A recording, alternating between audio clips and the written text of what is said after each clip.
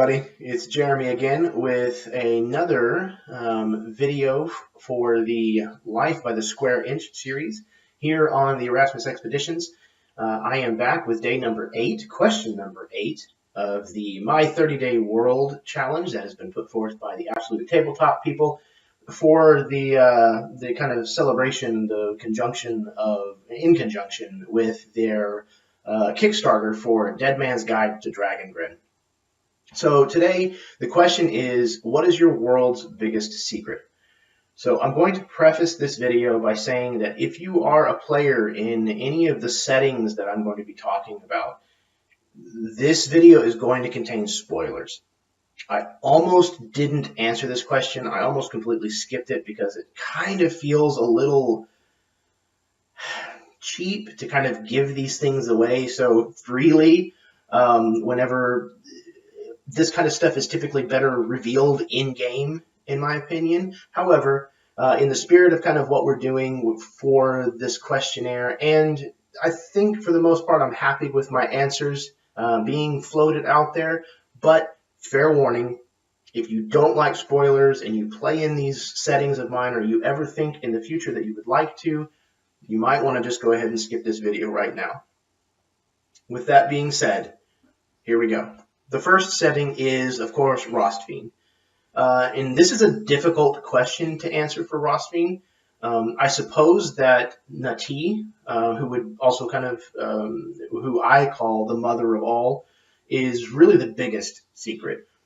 She spawned the world itself and magic the magic that kind of surrounds it and kind of binds everything together into one.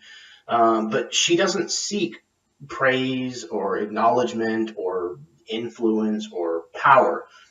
So nobody knows that she even exists except for the beings that become the gods in my world. And that's really only because they reached such a height in their own power that they were threatening to undo everything, the existence itself. So she actually intervened. But they're actually strictly forbidden from even hinting at her existence. The second setting is Arath. And when a soul is forged in Arath, it's actually split into two halves.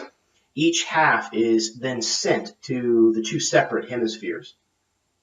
These half souls are inexplicably linked to one another, and if one of them should die, the other one grows gravely ill and will perish soon afterwards. And if these two halves get near enough to one another, they actually begin to draw closer and closer, almost like a magnetism. Because of this, though, those that go near the mists, which is the band that kind of hugs the equator, if you will, they're sometimes beckoned further into to enter this mists. The gray is also called. However, if the two halves ever actually do meet in life, they typically become one, and it's not a metaphor. That's a literal translation. And this usually will result in an abomination, however, which then prowls the gray forever, caught between the two worlds and never really again belonging to one or the other. The third setting is acid rain. The nuclear meltdown that is known as the wipeout was faked by Skynet, nonetheless. Hundreds of people did actually die from radiation poisoning, but it was not from the incredibly small leak at the power plant that actually happened. In fact, it was made to look as though that was the case. And when the chief nuclear physicist for the Nakatomi Power Company was on the trail of uncovering what was really going on and what they were up to, he was suddenly put on trial and sentenced to life in Cadian's Keep. The fourth setting I'm going to talk about is Dowrinland. I really had to rack my brain to try to come up with a secret about this world that felt sufficient for this challenge, and ultimately I really couldn't come up with one. So instead I'm going to kind of go with a more meta answer here, and that is what is happening in Dowrinland is kind of meant to symbolize my thoughts and feelings on what happens to us as we grow into adulthood. As children, we're full of wonder and whimsy, of dreams. But as we grow older, cynicism and apprehension, materialism and apathy, they kind of tend to take root. And these things tend to eventually take over, eventually becoming a destructive force, the way I see it, in an otherwise creative power of an unbridled imagination.